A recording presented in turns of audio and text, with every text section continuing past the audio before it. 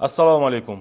Bugungi brifingimiz O'zsuv ta'minot aksiyadorlik jamiyatida joriy yilning o'tgan davrida ichimlik hamda oqova suv tarmoqlariga noqonuniy ulanishlar va yuzaga kelayotgan qarzdorliklarni aniqlash haqida. Aholi orasida to'lov intizomini shakllantirish, markazlashgan toza ichimlik suvi ta'minoti tarmoqlari va oqova suv xizmatlaridan noqonuniy foydalanish holatlarini oldini olish hamda xizmat ko'rsatish tizimini yanada yaxshilash maqsadida hamkor tashkilotlar bilan birgalikda salmoqli ishlar amalga oshirilmoqda. Buning natijasida joylarda iste'molchilar tomonidan qonun buzilishi holatlari bartaraf etilib, yetkazilgan zarar tegishli tartibda undirilmoqda. Xususan joriy yilning yanvar-oktyabr oylarida nazorat organlari bilan hamkorlikda ichimlik va oqova suv tizimlariga jami 4351 ta noqonuniy ulanish holatlari aniqlandi. Bunda eng yuqori ko'rsatkichlar Toshkent shahrida 488 ta, Sirdaryo viloyatida 433 ta, Qoraqalpog'iston Respublikasida 425 ta va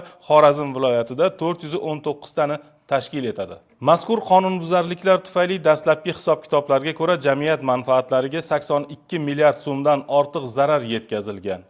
Shundan 33,6 milliard so'mlik keltirilgan zararlar qoplanishi ta'minlangan. Eslatib o'tamiz, suv ta'minoti va oqova suv tarmoqlariga o'zboshimchalik bilan ulanishga amaldagi qonunchilikda jinoiy javobgarlik ko'zda tutilgan bo'lib, qonunbuzarlarga belgilangan tartibda tegishli choralar ko'rilmoqda.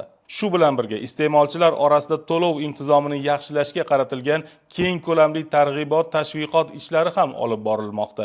Bu borada shuni eslatish kerakki, to'lovlarni amalga oshirishda iste'molchilar uchun qulay va zamonaviy to'lov vositalaridan foydalanish imkoniyati yaratilgan. Mavjud qarzdorliklarni qisqartirish maqsadida joriy yilda 123,4 ming nafar qarzdor iste'molchilar bo'yicha fuqarolik va iqtisodiy sudlarga 358,4 milliard so'mlik da'vo arizalari kiritildi. Bundan tashqari, hisobot davri mobaynida respublika bo'yicha 62,4 ming nafar jismoniy va yuridik iste'molchi qarzdorligi uchun suv ta'minoti tarmog'idan uzilgan.